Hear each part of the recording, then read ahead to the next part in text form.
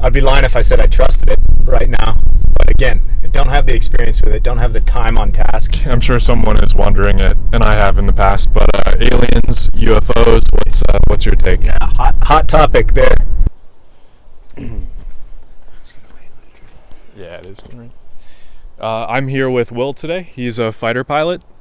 So what are you currently doing flying-wise?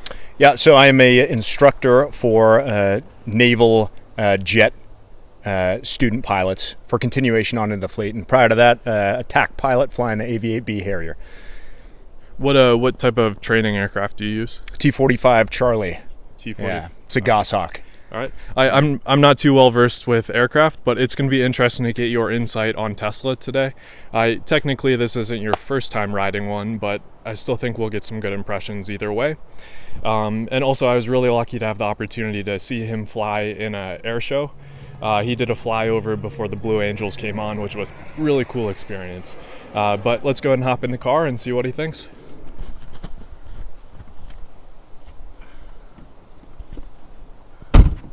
All right, so we're in the car here. So far, just what are your first impressions of the interior? Minimalist, yeah. It looks good. It's clean. Not a lot of bells and whistles in terms of gauges to look at, right? There's a steering wheel with looks like some HOTAS type of things here, right? Pretty standard column with a few buttons not labeled, which is interesting. I guess that'll reveal itself once the screen's up and running. Window buttons and side panels for the driver seem pretty standard. And then we have this huge screen, right? So no upfront dials for the driver to look at, which is a stark contrast to essentially every other vehicle I've driven. So I'm assuming all the data I'm going to need is going to be up here at some point once we get the motor running. But in terms of the actual style, yeah, it's pretty spacious. So the aircraft that you fly, they're probably loaded with hundreds of buttons? Yeah, I mean, it depends on the type of aircraft for sure, and how old that aircraft is. But in terms of, it's definitely not minimalist, right? You'll have all kinds of things. A switch for every single function, labeled as such, even in different shapes so that you can actually feel them without having to look. Different than it probably explaining everything to you on one switch pad. Yeah, you have circuit breakers everywhere as well. So basically no inch of the cockpit is uncovered. There'll be switches everywhere. Cool. All right, well, let's hit the road and see how this feels. Let's do it. All right, so yep, hitting the brake pedal, and then there's a pin to drive, which I'll enter that. That's a nice little safety feature. All right, and we're good to drive. So here on the screen, you have park on the top left, park, reverse, neutral, drive. Okay. And then this right stick, yep, you'll do, it's muscle memory. All right, cool. All right, down to drive, that was pretty intuitive. Down to drive. And you can, I we're guess, going to have to do a 3-point turn here. A little tight, so. But I'm noticing, first thing I notice here is I need to see where the front end of the car is. But it's giving me a digital representation of that, some sort of synthetic build using all the cameras, I'm guessing. Yep. There's just dirt behind us here, so we'll go a little ways into that. Yeah, so I did drive with you another time in this Tesla, and one thing that you pointed out then was the back does not have much visibility. The window is really small, but something I've come to rely on is the rear view, the backup screen in front here. Yeah. Well, for all its differences so far, because you're a tall guy, just had to adjust the seat and the mirror, and those things are in the exact same place that I would have. Just the muscle memory, putting my hand down, it's right where I wanted it, works fine. So there's one similarity to other vehicles. Acceleration's very smooth. One thing I'm noticing right away is the acceleration action. Okay, it feels like a normal pedal, works like a normal pedal. As soon as I let up on it, instead of just coasting like a normal vehicle, it's actively braking. I'm sure this is old hat news for Tesla drivers, but I let off and it brakes. But I noticed from the first time driving this is a lot of times when you're trying to stop on it, let's say you're going to a red light at an intersection, you let off the accelerator to gauge or based on experiential memory there, gauging how long it is, time and distance from you to the red light and where you need to be stopped. And that's when you let off the accelerator, and then you wait for a certain amount of time, coasting to brake before you brake. And here it feels like you have to constantly keep your foot on it, lest you brake and stop short of where you actually want to be. Sorry to interrupt, it's sprinkling outside. Where's the wind? Oh, it's on the other side, okay. So it'll be... Nope. So tap it in once. There you go. There you go. Now I'm turning. Yeah, the minimalist approach. Oh, we got some people coming up here. Extra safe. Let's not put them on camera here. It's starting to rain, so they'll clear out here pretty soon. So we were talking about braking action. Yeah. So one thing, that is one of the most common things that people realize right off the bat when hopping in a Tesla or an electric for the first time.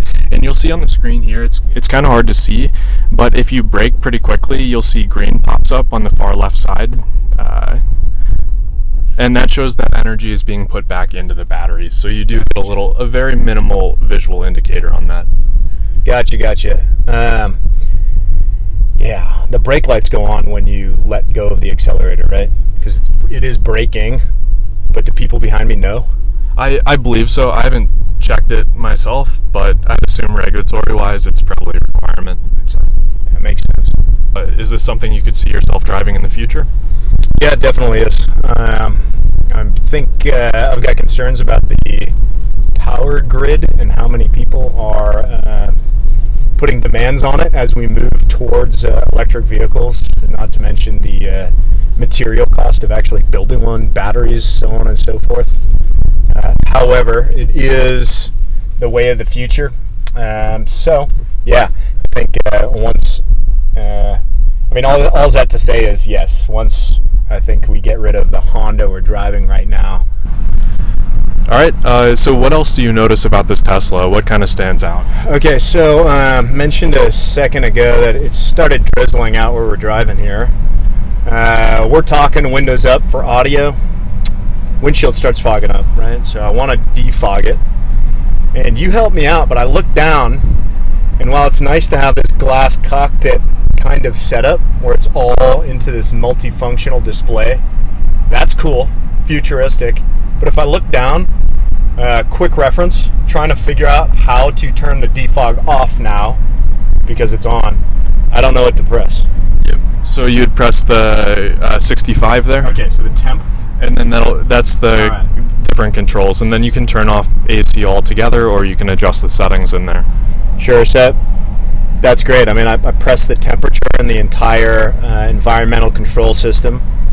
So it pops up, ready for reference, and all the different options you could do. So that's that easy, obvious. I just hit off the defog there, and I see a bunch of different options. Big contrast from other vehicles, where there's a lot to be said about the ergonomics of switchology, where they're placed and what they look like and how easy it is for people to read. So like user friendliness or UI. This is simple. It's just kind of not intuitive to get to. I'm sure if I purchased one and read the manual, I would know. All I have to do is read about how to do it. But just sitting in here, it's a little confusing about what all these things do. One thing too is they'll make UI or user interface updates over time as well. So I think Tesla got in trouble. This little number on the top left, it's on the top left because it keeps your eyes slightly closer to the road. The miles per hour? Yep, the miles per hour. Faster scan? Yep. Makes sense. Yep, faster scan. So we will see more changes to this over time, but yeah, really playing around with it a little while. It doesn't take too long to get used to. So. Yeah. Yeah, it's good. I can see pitfalls with that as well in terms of habit patterns. And, we were talking about the muscle memory scan pattern as well. Where you look, okay? There's no upfront display. It's all over here. They moved the miles per hour to the top left. That makes sense. But I wonder how much consistency they have when they move it around. Say if there's an update, some new things on there, how easy is it going to be to find, does that require effort on my part to go find out where they moved something and just kind of mess up my habit pattern a little bit. Not a big concern, but I can see if I was really trying to concentrate in some sort of high stress environment while driving, I would want that memorized. All right, how do we get into it? All right, so double tap on the right stick down. Okay, and that puts it into autopilot, so you need to be ready to stop at any time. Okay. Do I still need to operate the pedals? So just the stopping, you can control the speed of the autopilot by using the right right scroll wheel. Got it. If you scroll up, it should increase the speed. If you scroll down, it'll decrease the speed. Got it. We're at a nice 25 in the neighborhood, so I'm just going to keep it here for now. Yeah, car coming. It's maintaining its lane all right. Oh, and now walkers. So Yep. Be ready to... Okay. So yeah, we'll just disengaged here because we have walkers. Definitely want to play it safe. I know when I was first testing out my or the autopilot, I've gotten a lot more comfortable with it. It takes time. So Yeah, sure. kind of what are your thoughts? Does it feel uncomfortable to you? Well, we've said a lot about differences in experience, what your muscle memory is, and having never had a vehicle that does this, yeah, I mean, I'd be lying if I said I trusted it right now. But again, I don't have the experience with it, don't have the time on task. Just there, I noticed that at this low speed, it did pretty well keeping us on a little hairpin turn we just did. But it went pretty deep into the corner. I don't know if I would have if I was at the controls before it started turning. So, yeah. I mean, that's another thing to consider, right? It's when it chooses to start turning, the magnitude of the turn may not be the same as what your habit pattern is for speed and rate of closure before you would start turning, right? So that was just a noise. You have to move the steering wheel every so often because the driver is still ultimately liable and in control. So that little touch I did, was that enough? It seems like it's still doing it. Yep, usually just touching the wheel is more than enough. And it does seem like the time is variable at times. Very redundant. But yeah, nice little nudges to make sure the driver is always paying attention. Yep, makes sense. And we'll take it on the highway and test it out at a little higher speeds. What do you think? Sounds good to me. One thing that I've noticed as well, if I'm driving 10 hours in one day, a lot of newer gas cars have it as well, but this kind of lane keeping and speed keeping, it makes you a little less tired on long drives, which just an added benefit. I don't have full self-driving. Full self-driving is where you don't need to stop, you don't need to take control. I mean, ultimately, you still do have to be ready to take over, but the goal is human out of the loop eventually, however far off that might be. Yeah, old concept. In airplanes and jets, it's the same thing. You know, they've made engineering solutions to reduce pilot loading, task loading to reduce fatigue. That's why autopilot or like altitude hold or any of those kind of functions you'll find in a modern airplane, why they exist is keep people less fatigued over long periods of time when you have to be alert to operating the machine that you're controlling. There's still a lot of motorcycles out too. There was a big motorcycle rally here over the last 2 weeks. So, all right, let's get up to speed. Now, another thing I'm wondering, since we're on the highway now, is how does it do with other vehicles in front or to the side of me? It'll slow down. It'll adjust speed so it doesn't run into the car in front of you.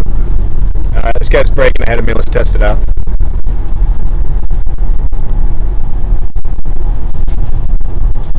That is pretty abrupt, so you might want to take over or just let it go. So far, you're letting it go, and It's doing all right. yep, it's Doing all right, yeah. Guy just made a right turn. Dude behind him was braking.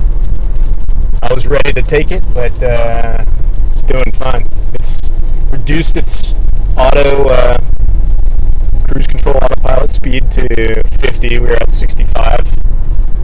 And it's doing that all on its own now.